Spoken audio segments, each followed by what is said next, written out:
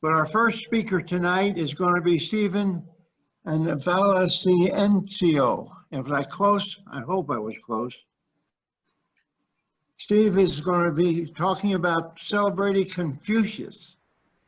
And he says, do you know about the wisdom of Confucius? His birthday was Monday.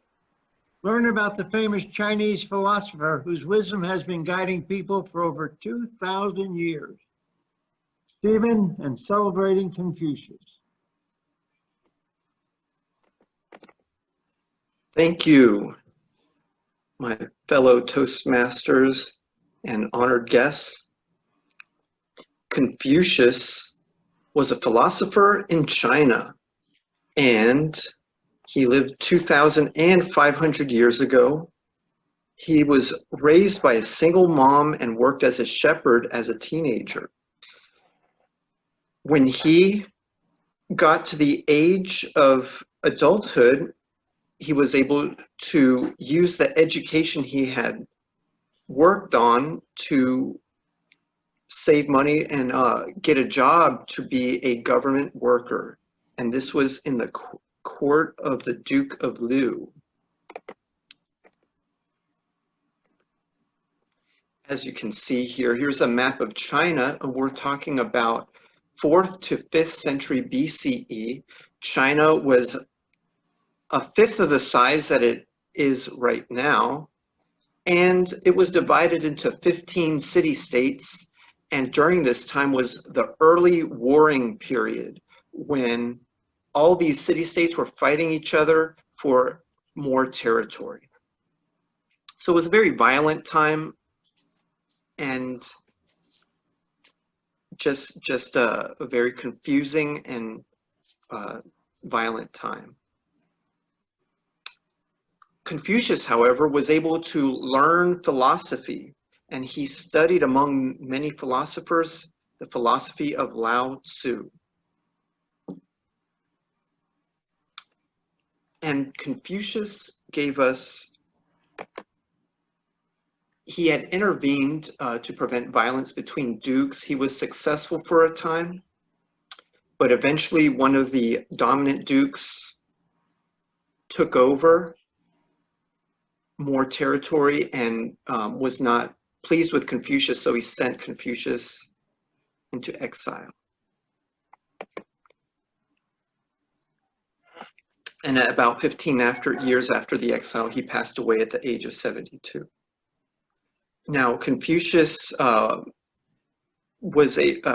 after Confucius passed away, there were schools of followers of Confucius, and they had created schools, and they taught people how to live the life that Confucius led. And so they came up with these 5 principles of Confucius, which I'll read for you quickly. Ceremony and ritual helps organize your life. And 2 and 3 are respect for your parents and respect your superiors. And when I say superiors, I mean figures of authority. It's also important to cultivate knowledge to further your society. So he came up with this idea 2,500 years ago, and we now know this as learning and technology. And his 5th principle was the golden rule: do unto others as you would have them do unto you. And now I'm going to give you 5 famous quotes of Confucius. Actually, I'm sorry, did I say 5? I'm only giving you 3. So bear with me. Here's the first one. Wherever you go, go with all your heart. Remember when you were graduating from high school and you were wondering, what am I going to do with my life? Am I going to join the military? Am I going to be a flight attendant? Or maybe I'll go to school and study and get into some career.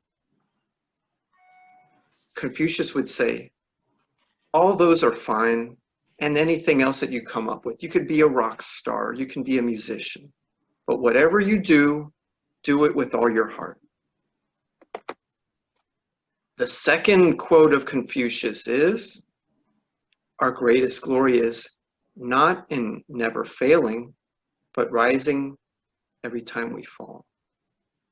I think a lot of you Toastmasters are probably agreeing with this quote because you come to Toastmasters, and I know the only way to get better at speaking is to do it. And we mess up, I mess up, but we get better every time. And the final quote is, everything has beauty, but not everyone sees it.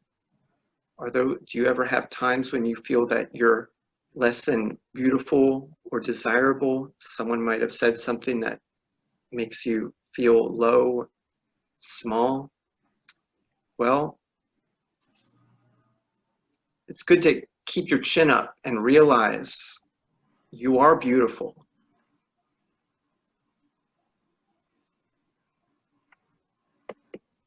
In conclusion, ancient philosophy has a lot to teach, and I do appreciate the wisdom that other cultures have to share with all of us. I appreciate the T-Mod, Jay's Jewish culture. I do appreciate that he shared it with us. And I also appreciate the values of my own culture, my Christian tradition. And I like to compare the different traditions and learn about them. And I really liked looking at Confucianism and just figuring out what things are similar between Christianity and Confucianism. And I was really surprised when I was doing the readings for this speech that Confucianism is surprisingly consistent with Christian traditions.